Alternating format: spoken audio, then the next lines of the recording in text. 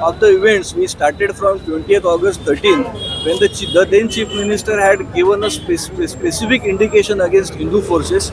So from there the journey has started, and the High Court was monitoring the case. CBI was investigating the matter.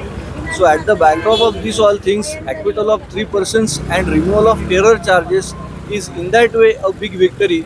At the same time, my heart is saddened with the convictions of 2 persons. Of course, we have to accept the judgment of the court with due respect.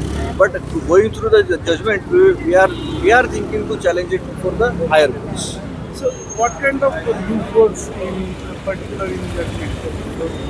Not in the judgment, not in the judgment, but I can cite you the loopholes from the charge sheet itself. First is the pistol by which Dabholkar was shot was recovered from Khandelwal and Nagori, and nobody, including the family members or CBI, has investigated or demanded for an investigation on these angles when they were given a clean sheet.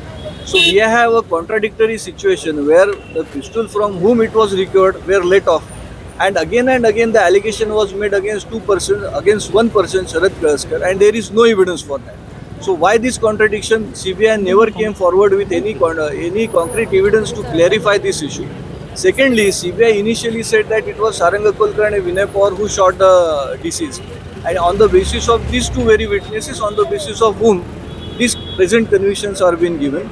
So this was another controversy. Thirdly, when both of the witnesses were staying in Pune, no identification parade was held, which was complete violation of law and CBI rule and manuals. So at the background of these things, the conviction is not sustainable. This was a case of acquittal. What is the next movement? We will be approaching in high court. We are compelled to. Sir नमस्कार.